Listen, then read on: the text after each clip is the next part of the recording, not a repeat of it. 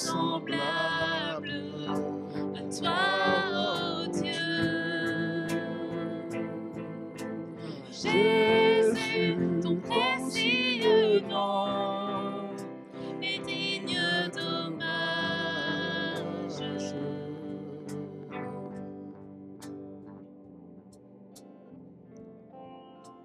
Captivé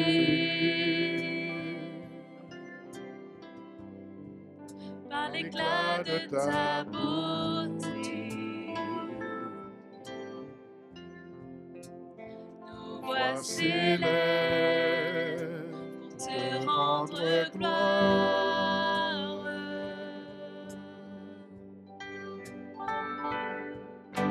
Jésus, merveilleux nom, qui est semblable à toi, ô Dieu. Jésus, ton précieux nom est digne d'hommage.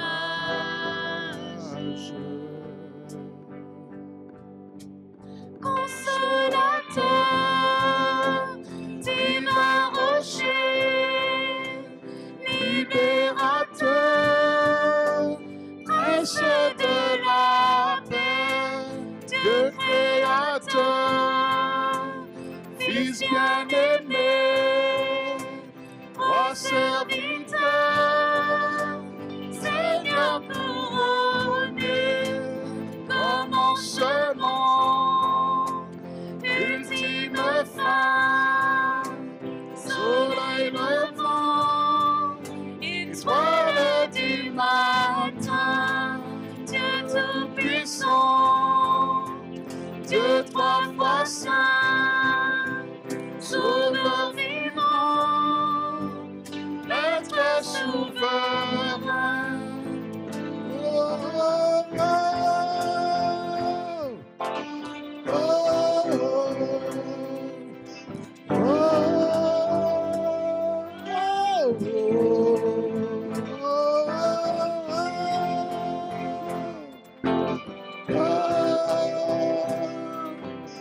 oh,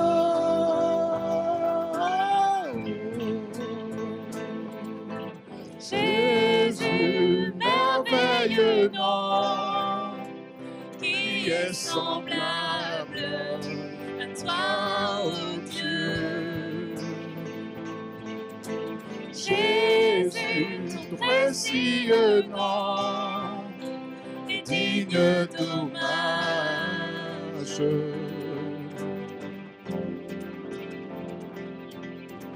Jésus, merveilleux nom, qui est semblable à toi, ô Dieu.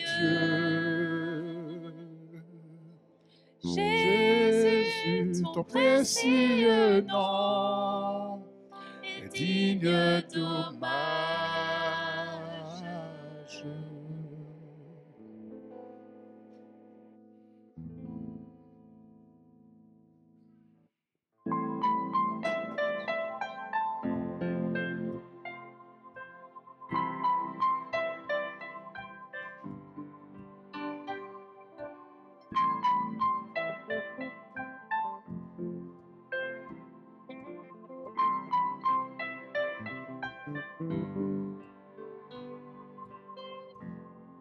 Assis dans le ciel, ton trône éternel, tu règnes à jamais.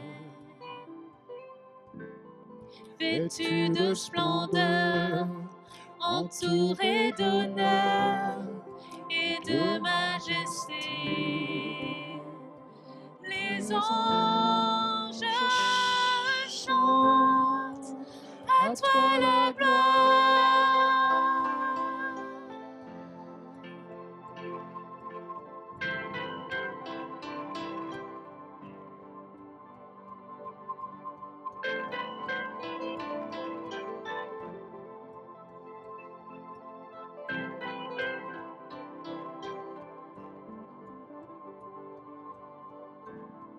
Les cieux et les mers, la vie, la lumière nous parle de toi.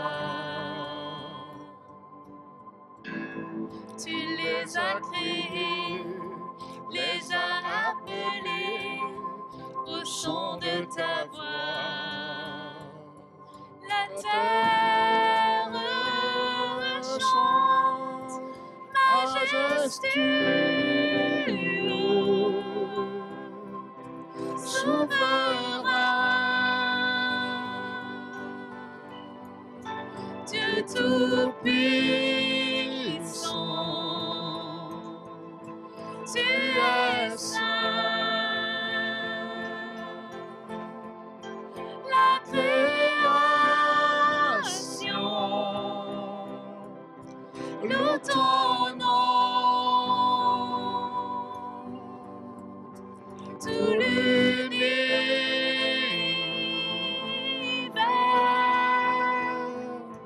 déclare à toi la gloire.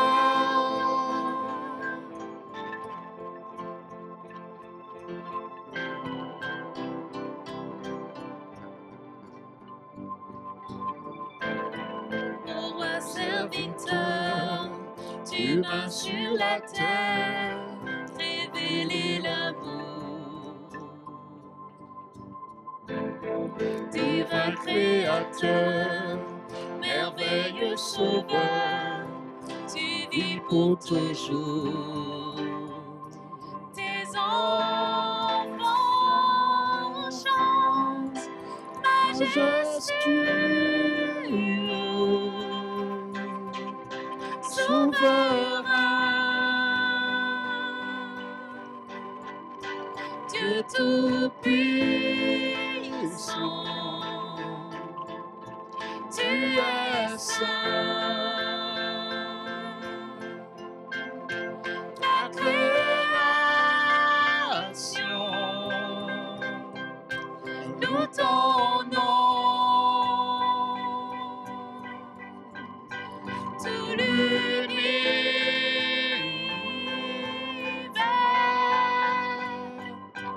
déclare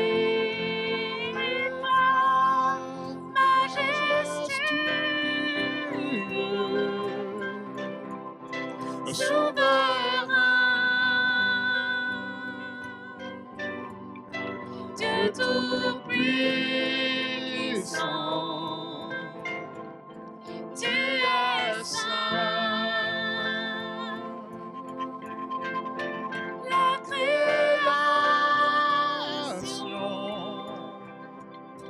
loue ton nom, tout l'univers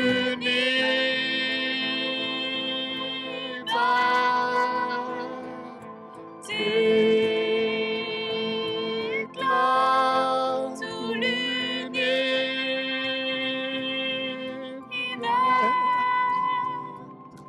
déclare à toi la gloire.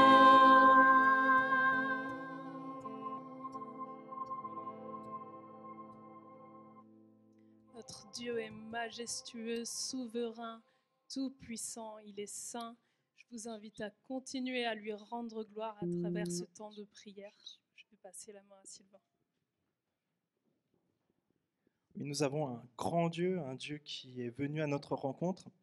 Et nous savons aussi que c'est un Dieu qui est souverain. Il est dit que même pendant le déluge, Dieu était sur son trône. Nous savons aussi que dans ce temps que nous vivons, Dieu est sur son trône. C'est Dieu qui tient tout dans ses mains et qui dirige les pas des hommes et qui nous garde. Et je vais prier dans ce sens. Oui, Seigneur, je te remercie pour ce temps de louange, d'adoration qui est dirigé vers toi. Ce temps où aussi on peut tout à nouveau redécouvrir combien toi tu es grand, combien toi tu es aussi l'être le plus puissant de l'univers. Et nous voulons vraiment en prendre conscience et t'adorer comme tu dois l'être. De tous nos cœurs, de tout notre être, de toutes nos forces. C'est vraiment le cri de nos cœurs ce matin. Seigneur, je te prie, s'il te plaît, d'entendre nos sujets de prière ce matin, orientés vers toi, qui te célèbre, toi, le grand créateur, le Dieu qui est souverain, mais aussi ce Dieu qui est venu à notre rencontre, parce que tu nous aimes et tu veux qu'on soit réconciliés avec toi. Je te prie ainsi dans le nom puissant de Jésus-Christ. Amen. je propose que dans les différents lieux où on va prier, qu'on puisse vraiment avoir des temps pour adorer Dieu, dire combien il est grand, combien il est bon. Si certains veulent lire un psaume, ou alors peut-être aussi prier, ou si quelqu'un a à cœur un chant, il peut aussi l'apporter. Et si on peut essayer de garder un peu le silence avec les enfants aussi, s'il vous plaît. Merci.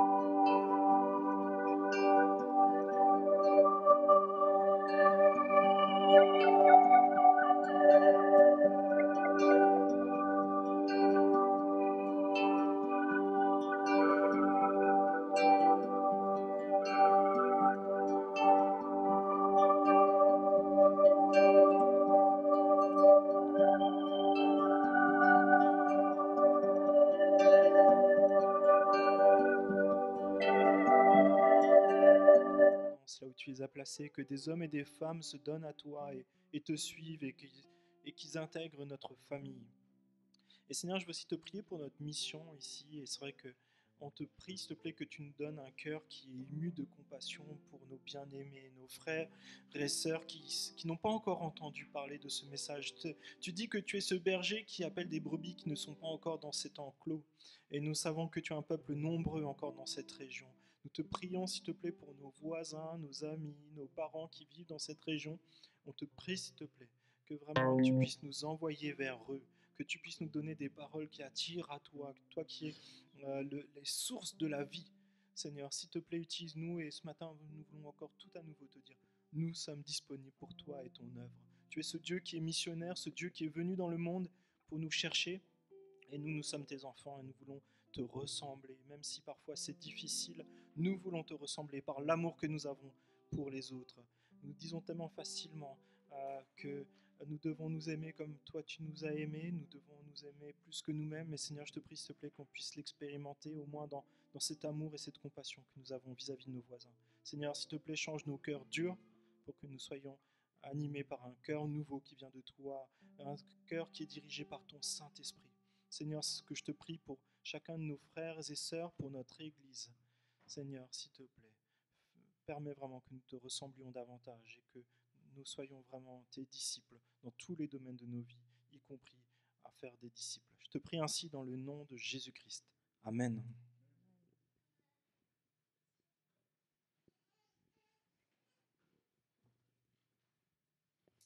On va relire ensemble le deuxième verset du passage qu'on a lu tout à l'heure.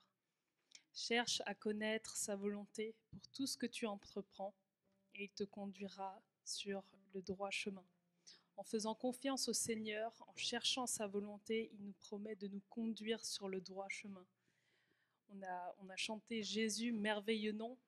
Il a aussi le nom de bon berger et on va l'adorer ensemble, on va le louer parce qu'il nous conduit sur le chemin.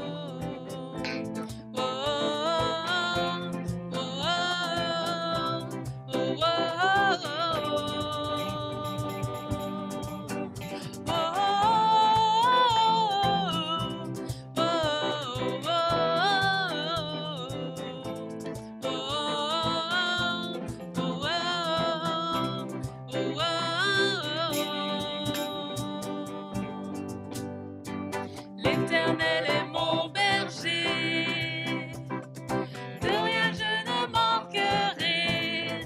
Oh mon âme, chante mon âme, pas à pas il me conduit. Au bord des eaux calmes je le suis. Oh mon âme, chante mon âme. Oui, toujours le bonheur et la grâce m'accompagneront devant sa face. Dans sa présence, tellement de joie, tellement de joie.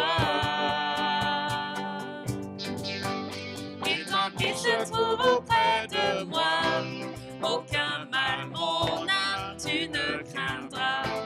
Et dans son temps, je reviendrai, je reviendrai. Et si je traverse encore la vallée de l'ombre de la mort, oh mon âme, chante mon âme, puisqu'il m'aime le premier, non rien ne pourra me séparer de son amour, de son amour.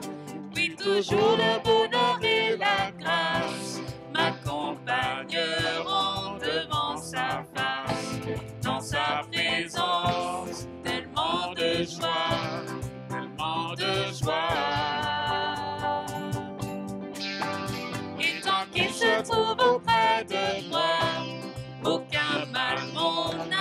tu ne craindras.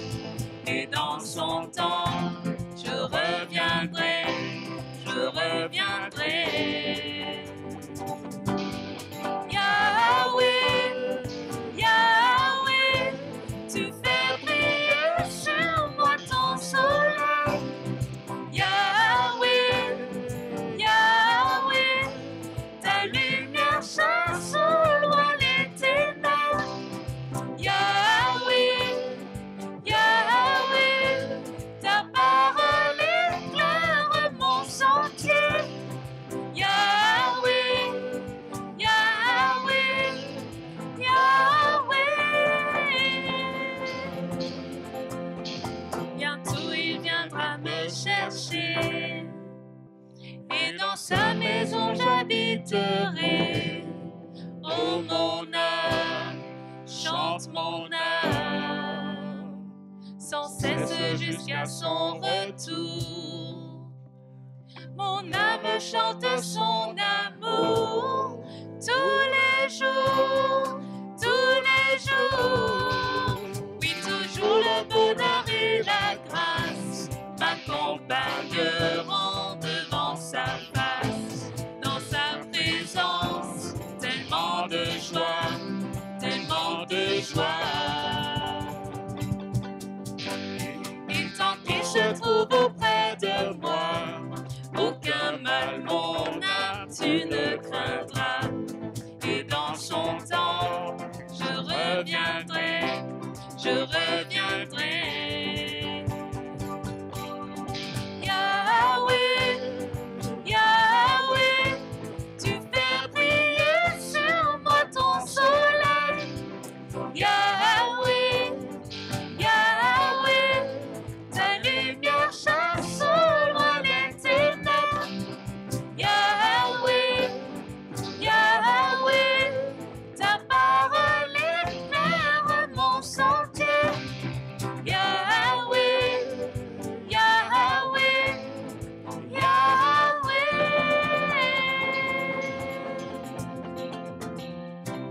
Amen. Le bonheur et la grâce nous accompagneront tous les jours de notre vie parce que notre Seigneur nous conduit sur le droit chemin. Et nous aussi, de notre côté, je vous invite à vous engager à travers ce prochain chant, à chercher la volonté du Seigneur et à le suivre sur ce chemin.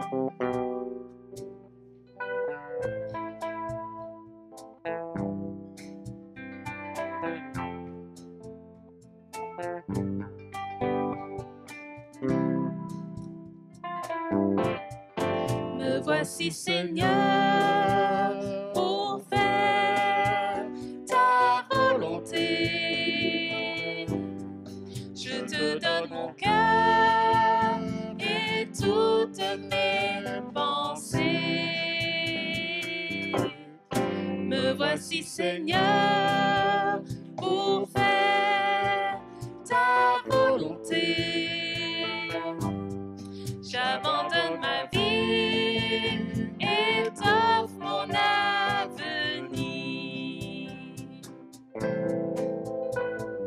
Guide-moi,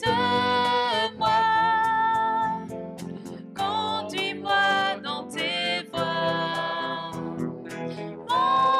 Montre-moi le chemin et je le suivrai.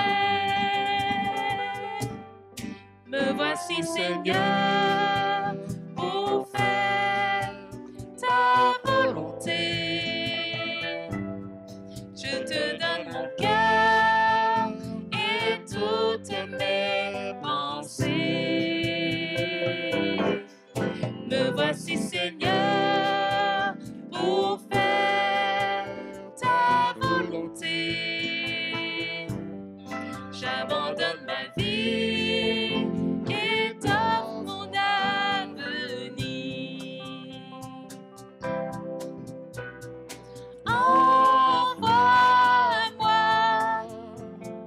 où tu veux que je sois. Parle-moi de tes plans et je partirai. Me voici Seigneur pour faire volonté. Je te donne mon cœur et toutes mes pensées. Me voici, Seigneur, pour faire ta volonté.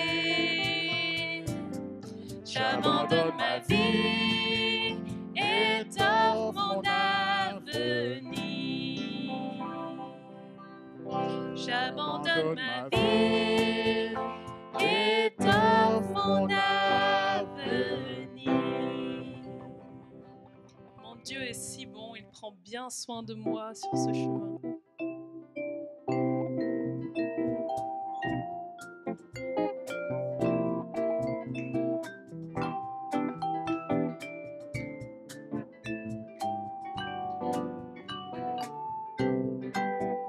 Mon Dieu est si bon, il prend bien soin de moi.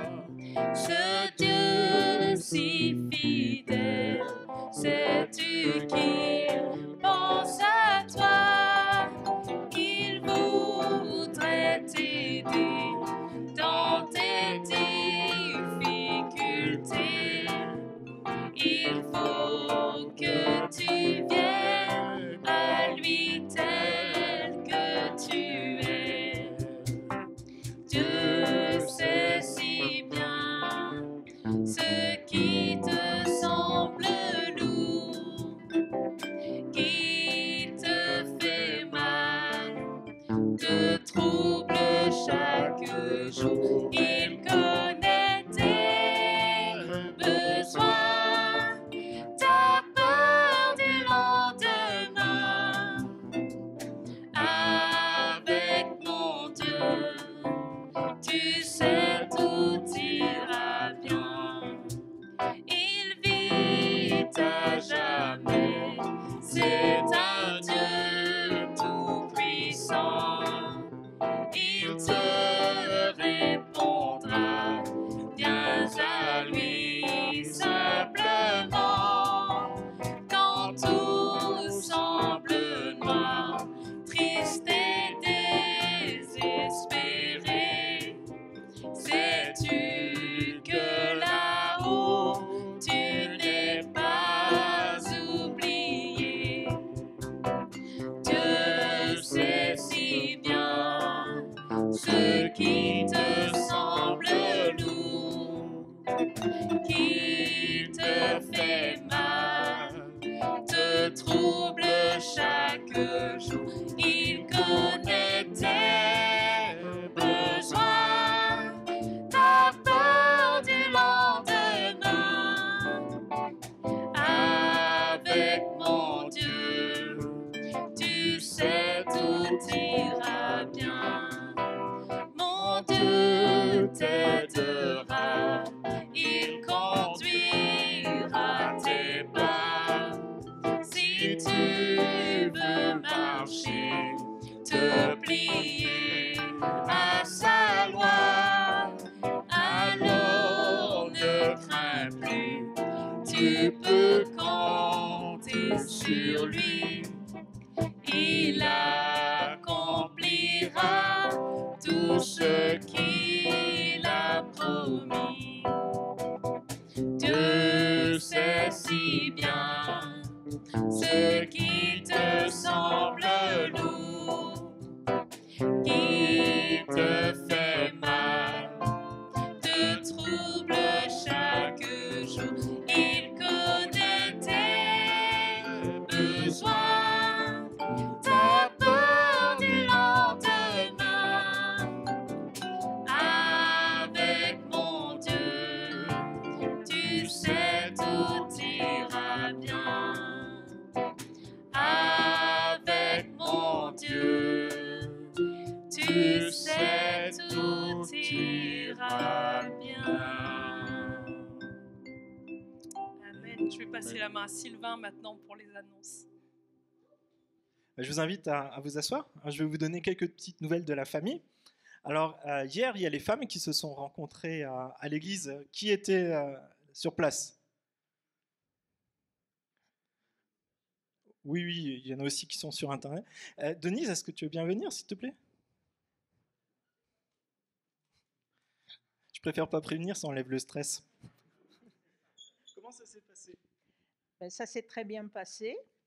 Alors, je vais vous raconter un peu ce que nous avons fait. Une des particularités de ce groupe, c'est que nous aimons donner la parole à toutes celles qui sont présentes. Et hier, Brigitte avait préparé une petite carte pour chacune d'entre nous. Mais vous savez bien que le Covid nous empêche de piocher dans un panier. Alors elle avait tout mis sous enveloppe et accroché au mur et chacune allait prendre une petite carte, une enveloppe et chacune a partagé par la suite ce qu'elle a reçu.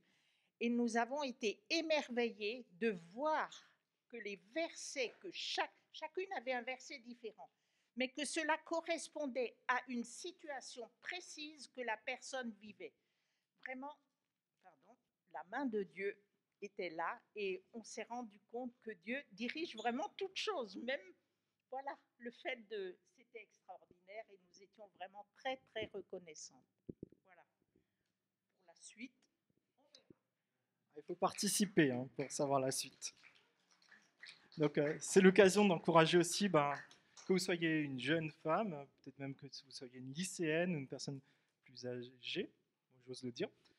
Prenez vraiment ce temps pour participer au groupe Passerelle, c'est vraiment bénéfique pour vous, pour votre famille, pour notre Église. Aussi, hier, on a vécu un temps un peu particulier avec l'église de Donne-Marie. On était invité à une formation qui concernait l'implantation d'église, mais aussi finalement comment être une église qui est adaptée dans le lieu où Dieu nous a placés. Et c'était vraiment très intéressant. Et il y a Paye, elle a senti le vent venir. Elle est partie avant. Donc heureusement, il y a Henriette qui est là. Henriette, tu veux bien venir, s'il te plaît? Non, non, Henriette.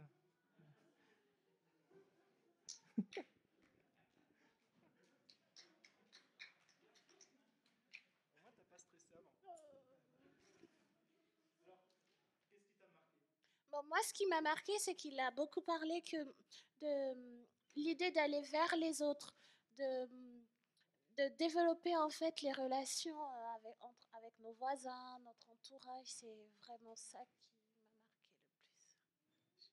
Merci Henriette. C'était très bien, tu as bien résumé. Et donc on avait le formateur, c'était Daniel Lichty, donc c'est un des enseignants à la faculté de Vaux-sur-Seine. Et il nous a dit, mais en fait souvent on chante « Te ressembler Jésus » et puis on imagine quelqu'un de très saint, mais finalement si on regarde qu'est-ce qui est décrit de Jésus dans les évangiles, il passait son temps avec des personnes où on n'irait pas forcément vers eux et il passait du temps avec eux à des tables, à manger et à boire. Et si on veut ressembler à Jésus, installez-vous à une table avec des amis, ça sera ressembler à Jésus aussi. Et c'est vraiment quelque chose qui nous a marqué, ça nous a fait pas mal de bien, ça nous a aussi amené à réfléchir à comment est-ce que, en tant qu'Église, on peut faciliter l'accès à la parole de Dieu, l'accès aux rencontres. Et vraiment, je pense que dans les mois qui viennent, on va vraiment essayer de capitaliser là-dessus. Donc on va s'inscrire dans une série de rendez-vous, de formation dans ce même objectif. Et puis c'était sympa aussi de voir notre Église de Donne-Marie avec ses membres, et c'était vraiment très, très chaleureux. Alors, donc c'est un dimanche mission, et aussi je voulais vous lire, suite au colis qu'on a envoyé aux différents missionnaires, j'ai dit toutes les semaines on lira les retours qu'ils nous ont fait. Donc ça c'est la famille Chiron, j'ai enlevé mon masque. Donc la famille Chiron qui sont en Bulgarie, donc j'ai aussi eu l'occasion de les avoir au téléphone cette semaine, c'était vraiment très encourageant. Donc on pourra peut-être s'organiser, mais on pourra peut-être les appeler de temps en temps pour ceux qui seraient intéressés, je pense que ça leur fera beaucoup de bien. Et ils nous disent cela à l'Église. Chers frères, avec Amélia, nous vous remercions pour votre affection fraternelle et votre fidélité à nous soutenir et à prendre soin de nous pendant toutes ces années. Nous avons bien reçu le colis plein de belles et bonnes choses. Que le Seigneur vous bénisse et vous protège, vos familles et toute l'assemblée de Veneux pendant cette nouvelle année. Les temps sont plutôt difficiles, mais sa fidélité dure à toujours. Ici, nous allons dans l'ensemble bien. L'épidémie marque le pas et la vie a repris presque normalement. Nous pouvons pratiquer presque toutes les activités de l'Église en faisant attention. Recevez toutes et tous notre affection fraternelle et au plaisir de se revoir, nous l'espérons. À bientôt, Camélia et Joël. Et peut-être sans attendre plus longtemps, on va peut-être juste prendre un temps de prière spécifique encore pour Joël et puis aussi pour cette région.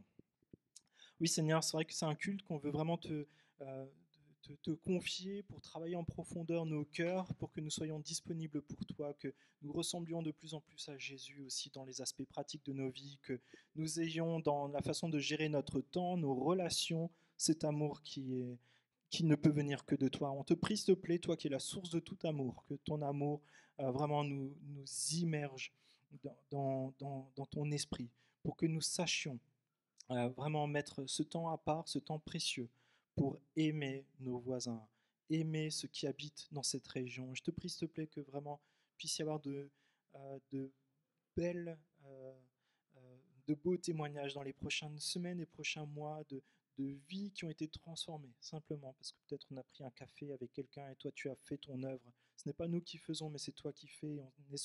On sait que tu es ce Dieu missionnaire et on te prie, s'il te plaît, de vraiment agir dans cette région et de se servir de nous comme tes ouvriers. On te prie pour Joël et Camélia, on te prie, s'il te plaît, que vraiment tu puisses leur donner de la joie dans ce qu'ils font, dans ton service, aussi des forces nouvelles.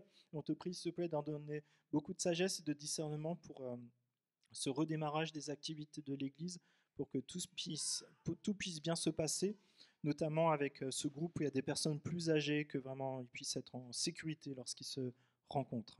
Amen. Alors dans les informations un peu plus pratiques aussi, on cherche toujours des écrans, donc plutôt des écrans plats, parce que catholique ça serait un peu encombrant quand même, pour faciliter la transmission des cultes et aussi faciliter le travail des équipes techniques. Donc si vous en avez un, même si ce n'est pas forcément pour donner, mais pour laisser en tout cas pendant encore quelques mois, on serait vraiment reconnaissant. Donc n'hésitez pas à aller voir Ming pour cela. Aussi, comme vous le savez, on a fait le choix de ne pas faire passer de corbeille, mais à la sortie, il y a un tronc où vous pouvez en toute sécurité déposer vos enveloppes et ce que vous souhaitez. Et il y a aussi la possibilité de faire des virements. Vous pouvez trouver toutes les informations sur le site et aussi les paiements par carte. Donc les informations s'affichent actuellement sur Internet. Et je souhaitais proposer à Natacha, elle est là ou pas? Est-ce qu'elle peut venir? Normalement, elle m'entend, c'est un bon test technique. Donc Natacha, elle est la responsable de l'équipe des offrandes, donc elle gère ce service. Et on va lui demander de prier pour les finances de notre Église et aussi que ça puisse permettre de rayonner dans cette région et aussi que prochainement, on puisse avoir un nouveau bâtiment pour accueillir plus de personnes. Seigneur, nous voulons te louer et te bénir, Seigneur. Nous savons que l'or et l'argent t'appartiennent, Seigneur Dieu. Et nous voulons vraiment te remettre les finances de l'Église. Que tous ceux qui donnent, Seigneur, avec joie, avec bonheur, Seigneur, le fassent vraiment pour la gloire de ton nom, pour l'avancement de ton œuvre. Seigneur, nous pensons aussi à ceux qui ne peuvent pas donner. Seigneur, que tu leur donnes. C'est toi qui pourvois leurs besoins afin qu'ils puissent apporter dans ta maison. Seigneur, nous remettons aussi la recherche de nouveaux bâtiments entre tes mains, Seigneur. C'est toi qui veux que nous soyons ensemble, Seigneur, que nous demeurons ensemble pour te louer, pour te célébrer. Seigneur, permets que cela se fasse, Seigneur Dieu. Ouvre notre esprit, conduis-nous afin que nous trouvons ce que toi tu veux pour que nous soyons dedans. Dans le nom puissant de Jésus. Amen. Amen. Merci Natacha. Alors une dernière information, et j'invite déjà Samuel à me rejoindre, c'est que le 31 janvier, on aura la possibilité d'avoir la salle municipale de Morée. On attend juste encore la confirmation du nombre exact de personnes, mais vous pouvez déjà vous inscrire dans la limite des places qui sont déjà ouvertes. Et on vous invite vraiment à mettre ce temps en particulier pour se retrouver, pour célébrer Dieu ensemble, aussi prendre la Sainte Seine ensemble. Et voilà, c'est vraiment un temps précieux. Donc, on a la joie d'accueillir aujourd'hui avec nous Samuel et Fanny. Bonjour. Bonjour. Enchanté. C'est bon, c'est allumé? Bah écoute, on va voir. Hein. Ouais. Est-ce que tu peux augmenter le son dans la salle pour qu'on entende Samuel? Là, on m'entend pas, c'est normal. Est-ce que là, on m'entend? Peut-être. C'est mieux, non? Super. Parce qu'il est un peu timide, Samuel. Hein, donc, Il faudra l'encourager dans la Une prédication. voix faible. J'étais un peu charrié avant qu'il vienne. Donc Samuel, on a eu la joie de pouvoir faire une partie du cursus IBG. Par contre, moi, il me faudrait me baisser. On a pu avoir la joie de faire une partie du cursus IBG ensemble, avec aussi Étienne, qui est aussi là dans la salle. Et c'est vraiment une joie de pouvoir l'accueillir aujourd'hui pour qu'il puisse nous encourager avec la parole de Dieu. Et est-ce que c'est possible de me baisser? 1, 2. Encore. Là, c'est bon. Merci. Voilà, donc c'est une joie de t'accueillir. Et donc on s'est rencontrés à l'IBG, c'est l'Institut de formation biblique de Genève. Et actuellement, tu es pasteur où? Alors, je suis pasteur stagiaire à l'église de la Garenne, Colombes. D'ailleurs, je vous transmets les salutations de cette église, l'église de la Garenne. Et c'est une église de quelle union d'église? Église de l'Association Baptiste, que vous devriez connaître normalement, cette union d'église. Ça devrait aller. C'est la même union d'église que nous, si jamais vous ne suivez pas. Et qu'est-ce que vous vivez à l'église de la Garenne actuellement? On est assez encouragés, alors que, à l'inverse, parfois certaines personnes ne peuvent pas ou ne veulent pas venir à cause de la situation. On a la joie de voir quelques nouvelles personnes qui veulent découvrir qui est Jésus, mieux connaître qui est Jésus. Et puis on a pu faire aussi dernièrement une session de préparation pour les baptêmes avec quelques personnes qui veulent aussi se faire baptiser. Donc c'est une joie. Il y a aussi des défis, des personnes qu'on a un petit peu perdues de vue. Et voilà, mais voilà un peu pour quelques joies, quelques défis. Merci. Tu veux bien présenter aussi ta famille? Oui, alors il y a Fanny qui est derrière. Et puis Noé. Alors à vous de deviner combien de mois a Noé. Oui. Oh, tout à fait, bien joué, 4 mois, c'est ça, exactement. Il est né le 12 septembre. Et puis Fanny, à vous de deviner combien non. On a tellement de bébés, nous, dans l'église, que les enfants sont habitués à détecter les âges. Voilà. Voilà, on va te laisser la place pour nous apporter la parole de Dieu et je vais peut-être juste encore prier pour toi.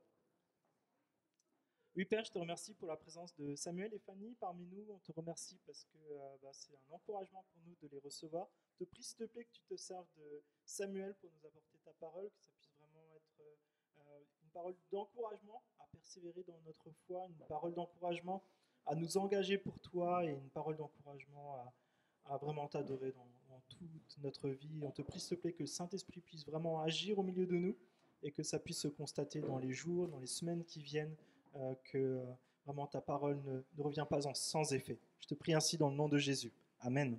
Amen, merci. Est-ce que je peux amener le pupitre ici? Ouais, juste à la un peu. maison. Super. Tu peux même Je enlever vais ça. Ok, merci.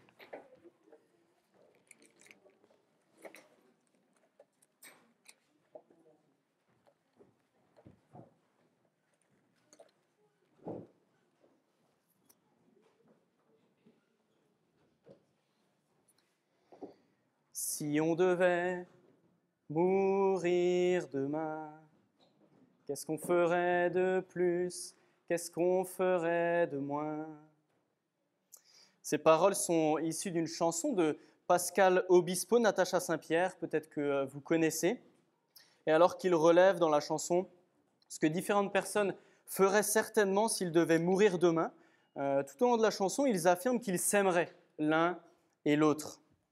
Et nous, ce matin, si nous savions que la fin était proche, si on devait mourir demain ou si Jésus devait revenir, qu'est-ce qu'on ferait de plus? Qu'est-ce qu'on ferait de moins? Et plutôt que de voir là ce matin ce que Pascal Obispo et Natacha Saint-Pierre en pensent, voyons plutôt ce que Dieu en pense par ce texte de 1 Pierre 4, versets 7 à 19, que l'apôtre Pierre, un apôtre, quelqu'un qui a été envoyé par Jésus-Christ pour annoncer l'évangile, cet apôtre a écrit sous l'inspiration du Saint-Esprit. Alors 1 Pierre 4, versets 7 à 19, si vous avez une Bible blanche comme celle-ci avec vous ou chez vous de l'autre côté de l'écran, c'est à la page 801. Sinon, si vous avez une Bible, une autre Bible, vous regardez plutôt vers la fin de la Bible. Et puis c'est 1 Pierre et vous prenez le gros chiffre 4 et puis petit chiffre 7. Donc 1 Pierre 4, versets 7 à 19. Je commence la lecture. La fin de toute chose est proche. Soyez donc sages et sobres afin de vous livrer à la prière. Avant tout, ayez un amour ardent les uns pour les autres, car l'amour couvrira une foule de péchés. Exercez l'hospitalité les uns envers les autres sans murmurer. Comme de bons intendants des diverses grâces de Dieu, mettez chacun au service des autres le don que vous avez reçu. Si quelqu'un parle, qu'il annonce les paroles révélées de Dieu. Si quelqu'un accomplit un service, qu'il le fasse avec la force que Dieu communique, afin qu'en tout Dieu reçoive la gloire qui lui est due à travers Jésus-Christ. C'est à lui qu'appartiennent la gloire et la puissance au siècle des siècles. Amen. Mes bien-aimés, ne soyez pas surpris de la fournaise qui sévit parmi vous pour vous éprouver comme s'il vous arrivait quelque chose d'étrange. Réjouissez-vous, au contraire, de la part que vous prenez aux souffrances de Christ, afin d'être aussi dans la joie et dans l'allégresse lorsque sa gloire sera dévoilée. Si vous êtes insultés à cause du nom de Christ, vous êtes heureux, parce que l'Esprit de gloire, l'Esprit de Dieu repose sur vous. Tandis que personne, verset 15, que personne parmi vous n'ait à souffrir pour avoir tué, volé, fait le mal ou pour s'être mêlé des affaires d'autrui. Mais si quelqu'un souffre parce qu'il est chrétien, qu'il n'en ait pas honte. Au contraire, qu'il rende gloire à Dieu dans cette situation. En effet, c'est le moment où le jugement commence, et il commence par la maison de Dieu. Or, si c'est par nous qu'il débute, quelle sera la fin de ceux qui n'obéissent pas à l'évangile de Dieu ? Et si le juste est sauvé avec peine, que deviendront l'impie et le pécheur ? Ainsi, que ceux qui souffrent selon la volonté de Dieu s'en remettent à lui comme au fidèle Créateur, en faisant ce qui est bien. Alors, si on devait mourir demain, qu'est-ce qu'on ferait de plus ? Qu'est-ce qu'on ferait de moins ? La fin est proche, donc vivez pour Christ. La fin est proche, donc vivez pour Christ. Voilà ce que Pierre nous dit ce matin dans ce passage. Mais qu'est-ce que ça veut dire concrètement ? C'est ce que nous allons voir dans les minutes qui viennent maintenant, tout au long de la prédication de ce matin. La fin est proche, donc vivez pour Christ. Premièrement, dans l'Église, au service les uns des autres, versets 7 à 11. Deuxièmement, dans l'épreuve, en témoin heureux et intègre de l'Éternel, versets 12 à 18. Et puis troisièmement, dans la confiance, dans le fidèle Créateur, au verset 19. Alors, dans le passage qui précède ce texte de ce matin, l'apôtre Pierre encourage les chrétiens à suivre Jésus en poursuivant la volonté de Dieu, même dans la souffrance, se souvenant que Jésus est le substitut, le vainqueur et leur exemple parfait. Et aujourd'hui, nous allons voir que la fin est proche et que nous devons vivre en conséquence de cela. La fin est proche, donc vivez pour Christ dans l'Église, au service les uns des autres, versets 7 à 11. Verset 7, première partie, la fin de toute chose est proche. On arrive vers la fin, à l'aboutissement. On est, pour ceux qui connaissent, dans le money time. Le money time en basket, c'est le moment où tout se joue, crucial, la période où tout se joue, la période qui rapporte gros. C'est le moment de continuer à s'activer, surtout pas le moment de se relâcher. Et c'est ce que Pierre va nous dire maintenant. Dans la suite du verset 7, « Soyez donc sages et sobres afin de vous livrer à la prière. » Alors qu'à l'approche de la fin, Pierre, il aurait pu demander aux gens de s'activer pour résoudre les derniers problèmes, finir à temps les objectifs du mois, profiter de sa famille, etc. Eh bien non, ici, il est question avant toute chose de prier, montrant notre dépendance au Seigneur de l'univers, déclarant notre confiance en Dieu, notre Rédempteur, sur qui repose notre foi et notre espérance. Et Pierre exhorte alors les chrétiens à ne surtout pas se laisser distraire, mais au contraire, prier, être discipliné afin d'être disponible pour prier le Dieu Tout-Puissant, notre Père, qui est aussi notre juge. Pour bien finir, commencez par prier. Et continuez par, verset 8, avoir un amour ardent, les uns pour les autres. Ici, aimer ardemment les autres va permettre de couvrir une multitude de péchés, comme vous le voyez dans la deuxième partie du verset 8. Et qu'est-ce que Pierre entend par là ? Eh bien, il fait écho à un passage de l'Ancien Testament, première partie de la Bible, un proverbe, un verset d'un proverbe, proverbe 10, verset 12. Alors que la haine fait surgir les conflits, les uns avec les autres, l'amour de son côté dresse une barrière contre le mal et contre le péché. Par exemple, si je me mets à critiquer un frère ou une sœur dans l'Église, ça ne va pas favoriser l'amour envers cette personne auprès des autres. Bien au contraire. Si je me mets en colère contre un frère ou une sœur parce que je juge qu'il m'a mal parlé, ça ne va pas aider à pardonner. Bien au contraire. Par contre, si au lieu de médire je bénis, ça va susciter l'amour. Si je parle sincèrement avec amour à mon frère ou ma sœur qui m'a causé du tort, ça va susciter l'amour qui va me pousser à le pardonner.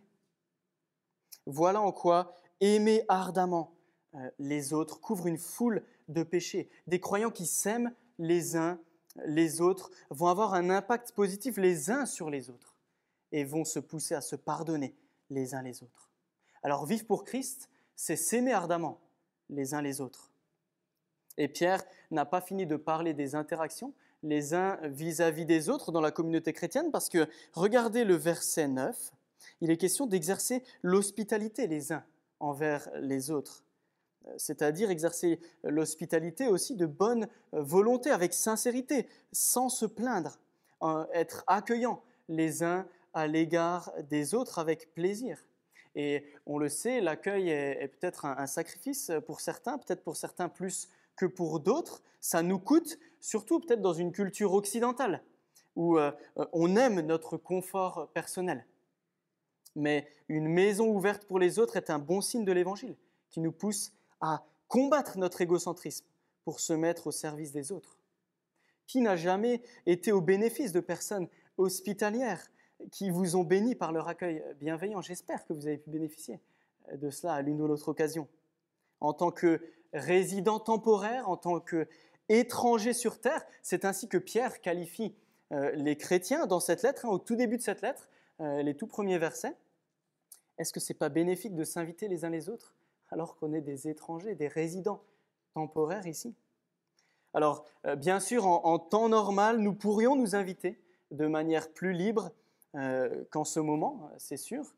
Mais premièrement, les temps par lesquels nous passons en ce moment avec cette pandémie, ils vont se terminer un jour. Et quelle joie ça sera alors de pouvoir s'inviter plus librement, peut-être dans quelques mois. Ensuite, il semble que nous pouvons aussi exercer l'hospitalité d'une autre manière. Est-ce que nous pourrions faire un jeu de société ou prendre un goûter par Zoom ensemble, par exemple? On a déjà pu le faire. C'est une possibilité. Est-ce que nous pourrions aller marcher avec quelqu'un pendant 1 heure dans la neige? Là, il y a encore un peu de neige par chez vous, dans la forêt. Est-ce que nous pourrions proposer de faire les courses pour une personne plus fragile de notre communauté? Ce ne sont peut-être pas, à proprement parler, certaines choses là que je vous ai dites, des manières d'inviter des gens chez nous, mais c'est une manière de montrer en tout cas notre unité, les uns avec les autres, une manière de nous accueillir d'une certaine manière, les uns les autres. Et quand les jours seront plus propices aux invitations, eh bien, profitons-en, invitons-nous dans quelques semaines, quelques mois. Vivre pour Christ, c'est donc aussi exercer l'hospitalité au sein de la communauté. Et c'est aussi, versets 10 et 11, mettre ses dons au service des autres. Au sein de l'Église, nous sommes tous des intendants, appelés à servir les autres. Je vais lire le verset 10. Comme des bons intendants des diverses grâces de Dieu, mettez chacun au service des autres le don que vous avez reçu. Chacun d'entre nous, si nous sommes chrétiens, c'est-à-dire si nous avons placé notre confiance en Jésus-Christ, nous avons bénéficié de la part du Seigneur d'au moins un don. C'est un privilège, mais c'est aussi une responsabilité. Nous sommes les gestionnaires de ce que Dieu nous a confié. Mais le don qu'on reçoit du Seigneur n'est pas fait pour notre propre contentement, ni pour notre propre gloire, mais bien au service des autres. Et de quel don Pierre parle-t-il? Eh bien, regardez, verset 11. « Si quelqu'un parle, qu'il annonce les paroles révélées de Dieu. Si quelqu'un accomplit un service, qu'il le fasse avec la force que Dieu communique. » Et c'est ici que je m'arrête pour la lecture de ce verset. En fait, le but de Pierre ici n'est pas de s'étaler sur la diversité des dons. Il est même très bref, si vous constatez ça. Mais il décrit deux types de dons. Ceux qui relèvent du discours, si quelqu'un parle, et puis ceux qui relèvent des actions concrètes, si quelqu'un accomplit un service. Dans ces deux types de dons, soyons au service des autres. Comment? En les utilisant convenablement. Par exemple, un prédicateur va prêcher les paroles révélées de Dieu, c'est-à-dire la Bible, la parole de Dieu et son cœur, l'Évangile. Un prédicateur qui prêche la parole de Dieu et non ses propres idées se met au service des autres parce qu'il explique la Bible aux uns et aux autres, leur permettant de mieux saisir qui est Jésus-Christ et mieux saisir aussi qui ils sont vraiment, qui on est vraiment en lisant dans la parole et qui on est appelé à être aussi. Et puis, autre exemple, une personne douée pour le service pratique, par exemple des repas. Prenons un exemple. Eh bien, cette personne, elle servira humblement, avec amour pour les autres et pour le Seigneur, ne désirant pas se mettre en avant, mais au contraire désirant que les autres bénéficient au mieux de ce repas, ce qui sera un témoignage de l'Évangile. Autre exemple, vous avez ici une équipe technique géniale. C'est aussi des dons pratiques que les gens, les uns et les autres, mettent au service de cette communauté. Sans ces moyens techniques, eh bien, vous m'entendriez moins ici, vous entendriez moins la parole, vous auriez moins entendu les chants. Et puis, en dehors, derrière l'écran, vous pouvez aussi remercier l'équipe technique parce que c'est pour ça que vous pouvez écouter, participer à cette rencontre là en ce moment.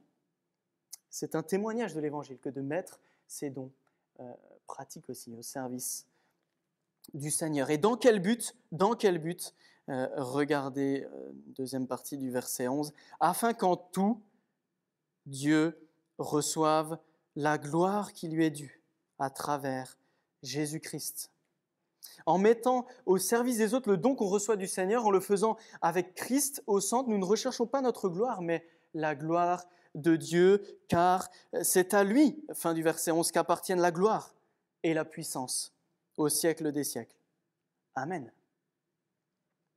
Vivre pour Christ, c'est donc aussi mettre nos dons au service des autres et pour la gloire de Dieu.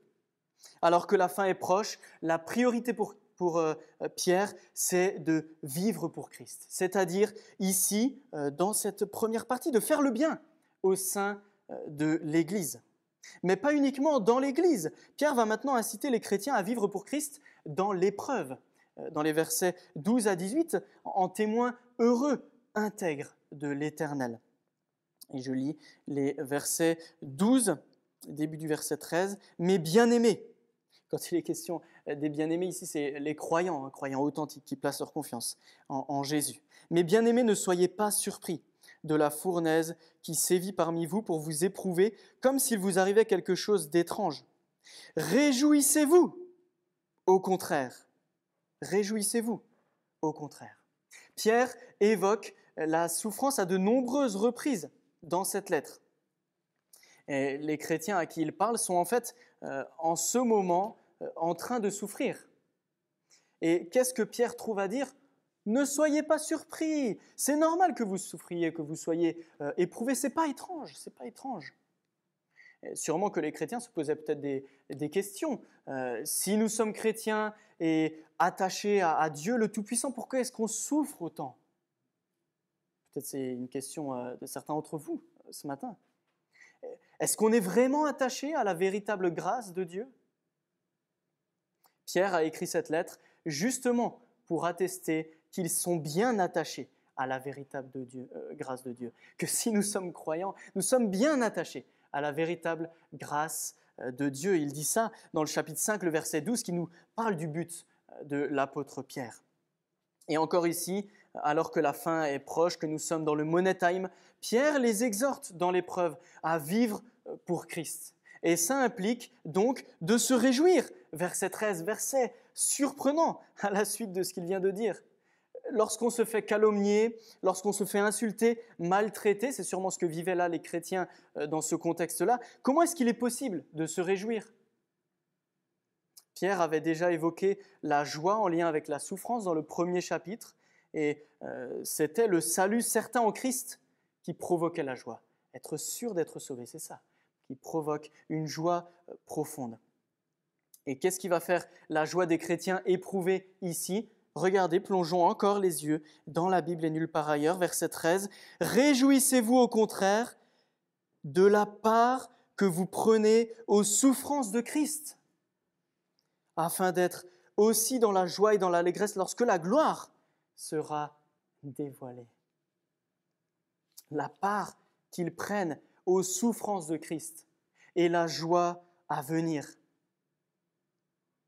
Non pas qu'il y ait quelque chose à rajouter à ce que Christ a fait dans ses souffrances. On sait que Christ a souffert une fois pour toutes pour les péchés. Il l'a dit précédemment encore dans le chapitre 3, le verset 18. Il a fait ça, Christ, une fois pour toutes afin de sauver ceux qui placent leur confiance en lui. Mais aujourd'hui, au sein même de l'épreuve, ces chrétiens-là peuvent se réjouir parce que c'est une grâce, un cadeau de marcher dans les traces de Christ, leur Sauveur. Une grâce de souffrir pour lui, pour l'Évangile. La joie est non seulement présente au sein des épreuves, mais aussi une joie présente à venir. Parce que lorsque Jésus sera revenu, on sait que Jésus va revenir, la Bible nous le dit et on le croit. Lorsque Jésus va revenir, les chrétiens qui ont persévéré en Jésus-Christ, continuaient à placer leur confiance en Jésus, qui ont souffert pour l'Évangile, seront dans la joie d'être avec leur Sauveur pour l'éternité. Ici, Pierre parle à des chrétiens qui sont, je vous l'ai dit tout à l'heure, notamment insultés, crachés dessus, parce qu'ils sont témoins de Christ. Comment est-ce que nous réagirions à ces insultes ? Pierre, il va à contre-courant et il exhorte à avoir une attitude juste et pertinente, fondée sur l'espérance en Christ. Regardez le verset 14. « Si vous êtes insultés à cause du nom de Christ, vous êtes heureux, parce que l'Esprit de gloire, l'Esprit de Dieu repose sur vous. » Les chrétiens insultés parce qu'ils suivent Christ peuvent être heureux parce que les souffrances pour Christ deviennent comme un sceau que le Seigneur appose sur les siens. Vous savez, ici, vous êtes proche de Fontainebleau. J'ai vu une image en arrivant à Fontainebleau, la vraie cité des rois ou la vraie ville des rois, ou je ne sais pas, quelque chose comme ça. Les rois apposaient un sceau clair sur un certain nombre de choses dans leur écrit. Et bien là, les souffrances pour Christ deviennent comme un sceau supplémentaire que le Seigneur appose sur les siens. Ça prouve qu'ils sont bien attachés à la véritable grâce de Dieu. Ils ont le Saint-Esprit qui repose sur eux. Ils appartiennent à Dieu une fois pour toutes. Et attention à ne pas mal comprendre. Non pas que quelqu'un qui ne souffre pas pour Christ n'est pas chrétien. Ce n'est pas là mon propos et il me semble que c'est faux de dire cela. Mais la souffrance pour Christ, c'est un signe en plus que l'on fait partie, on fait bien partie du peuple de Dieu.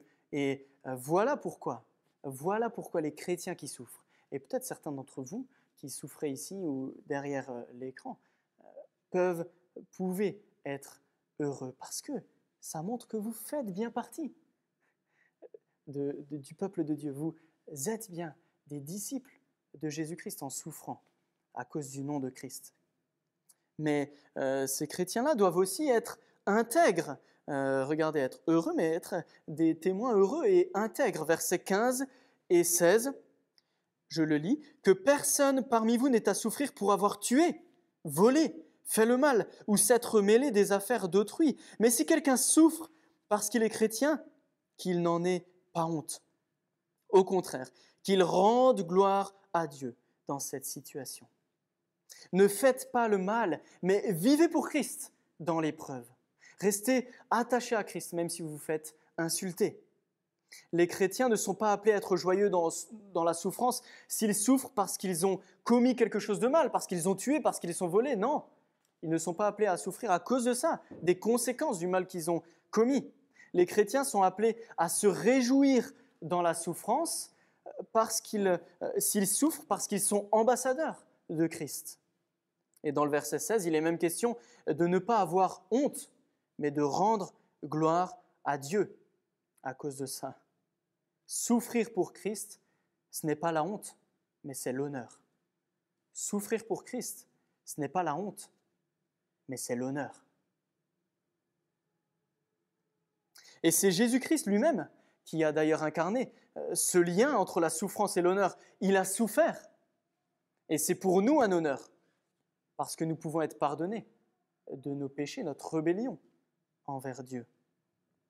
Si Christ n'était pas mort à la croix, certes, nous n'aurions pas à souffrir pour Christ, mais nous serions aussi condamnés à mort et sous la colère de Dieu lors du jugement dernier. Et l'honneur pour Christ, c'est qu'il est ressuscité. Il est glorifié, et il a été glorifié, il est glorifié, et il est vers son Père. Il est maintenant vers son Père, qui lui a remis toute autorité, toute puissance. Donc pour nous, souffrir pour Christ est une occasion de glorifier Dieu. C'est un badge d'honneur, comme dirait un commentateur qui s'appelle Karen Jobs. C'est un badge d'honneur. Le chrétien est appelé à vivre pour Christ au milieu des souffrances qui sont causées par le fait même d'être des témoins de Jésus, le fait même d'appartenir à Jésus-Christ. Et une autre raison de vivre pour Christ dans l'épreuve, c'est que les persécutions montrent que le jugement final qui va arriver est déjà en marche. Regardons les versets 17 à 18. En effet, c'est le moment où le jugement commence, et il commence par la maison de Dieu. Or, si c'est par nous qu'il débute, quelle sera la fin de ceux qui n'obéissent pas à l'évangile de Dieu ? Et si le juste est sauvé avec peine, que deviendront l'impie et le pécheur ?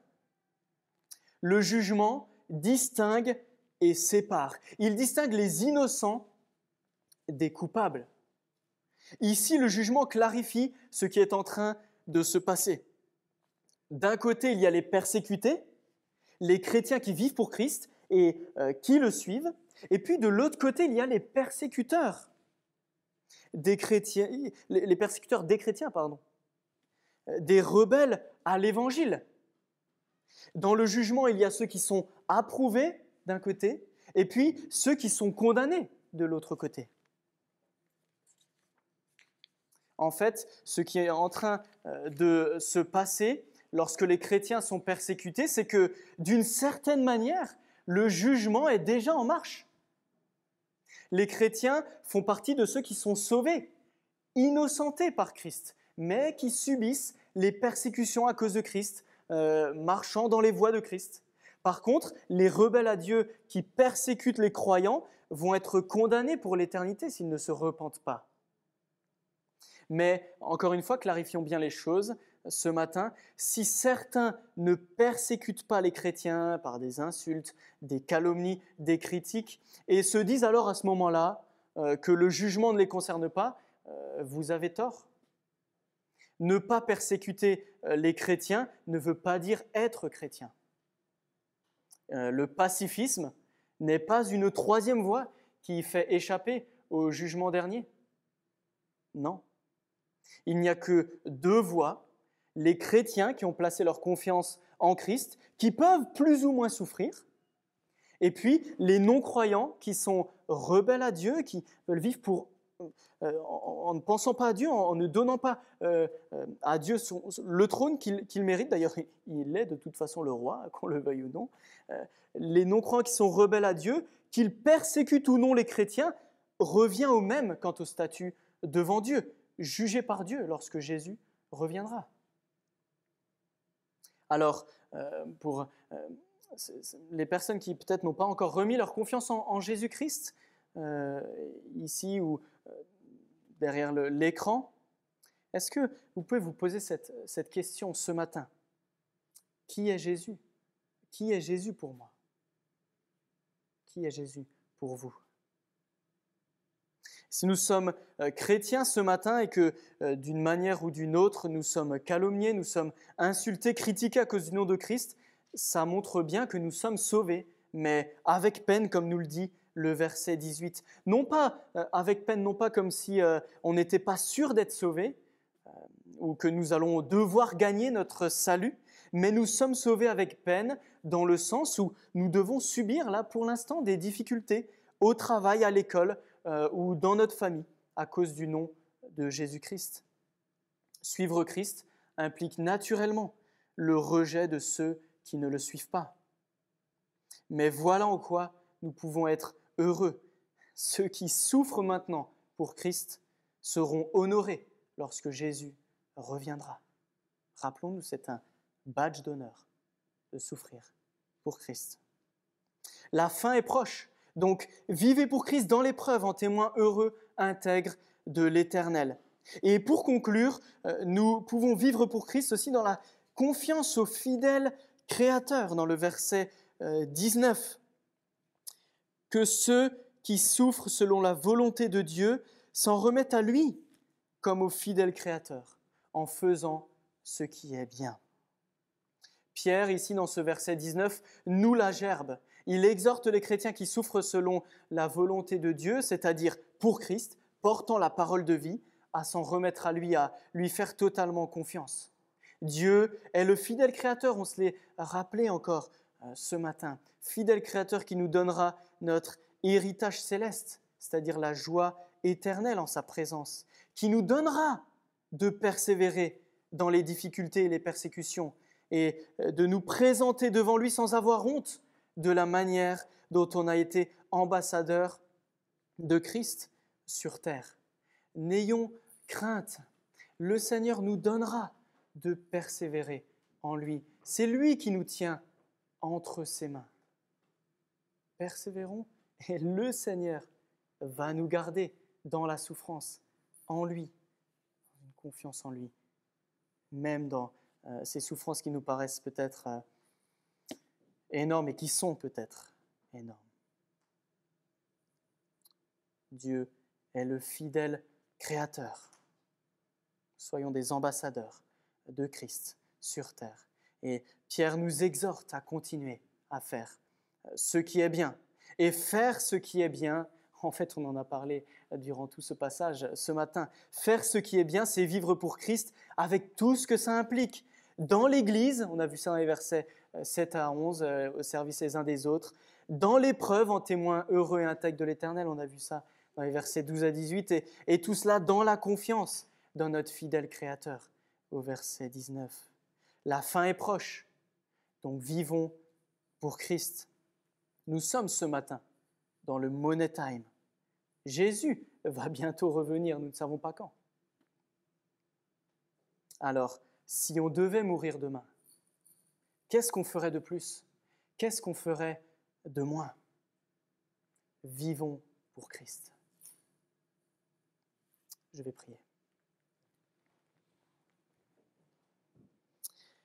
Seigneur, alors que la fin est proche, que nous savons que Jésus va revenir, et voilà pourquoi la fin est proche. Nous savons que jusqu'à la deuxième venue de Jésus, nous sommes dans les temps de la fin. Même si nous ne savons pas quand est-ce que Jésus va revenir, nous voulons vivre pour Christ.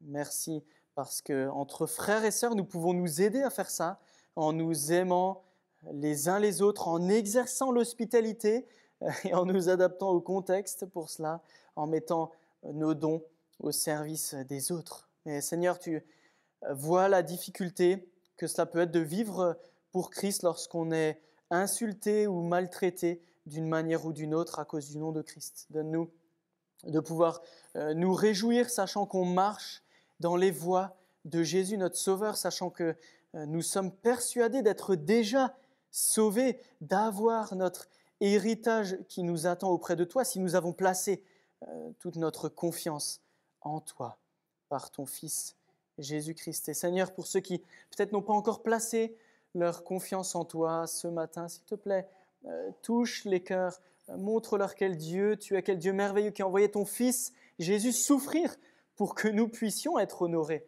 pour que nous puissions être sauvés, pour que nous puissions ne pas porter la condamnation de ta colère, mais que Jésus qui a accepté de porter cette condamnation le fasse à notre place et que nous puissions un jour nous retrouver avec toi pour toujours dans l'éternité. Nous savons aussi, Seigneur, que nous pouvons nous réjouir parce que nous sommes entre tes mains, quoi qu'il arrive, et que quand Jésus reviendra, nous serons avec toi pour l'éternité. Et là, il n'y aura plus ni deuil, là, il n'y aura plus ni souffrance, là, il ne sera plus question de pandémie, là, il ne sera plus question de pleurs, de tristesse, mais peut-être des pleurs de joie et de profonde joie d'être avec toi pour toujours. Seigneur, merci parce que c'est à toi qu'appartiennent la gloire, la puissance, l'honneur au siècle des siècles. Amen.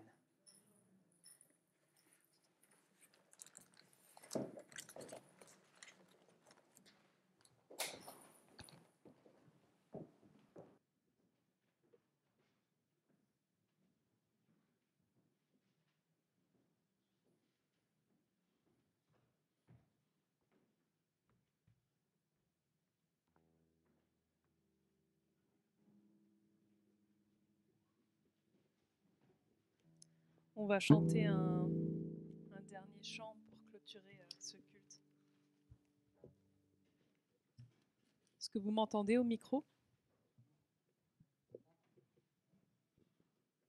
1, 2, 1, 2.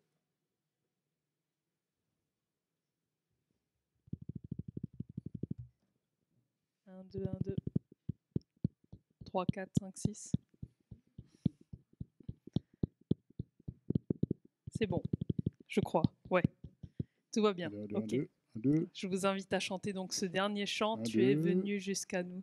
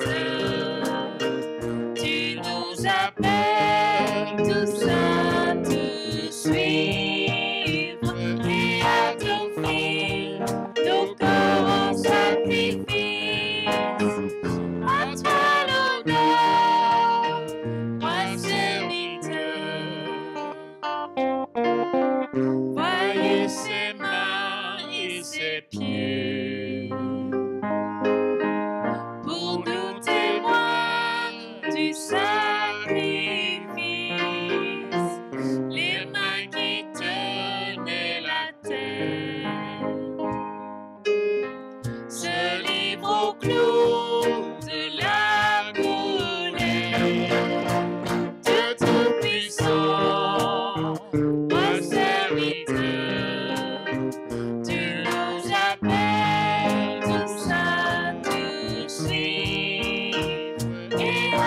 t'offrir nos corps en sacrifice. À toi l'honneur, roi serviteur. Apprenons donc à servir en laissant Christ régner en nous, car en aimant nos prochains, c'est Jésus-Christ que nous servons. Dieu Tout-Puissant, roi serviteur, tu nous appelles tous à te suivre et à t'offrir nos corps en sacrifice. À toi l'honneur, roi serviteur.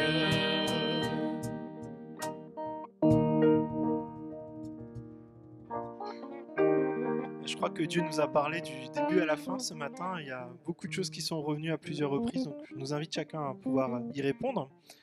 Et aussi, j'ai oublié de l'annoncer, c'est une question qui m'a été posée, c'est oui, il y aura bien les groupes de maison cette semaine et je vous invite vraiment à y participer. Vous recevrez les informations dans le mail demain et je vous invite vraiment à y participer. Je pense que c'est une façon très concrète de répondre à tout ce qu'on a pu entendre ce matin.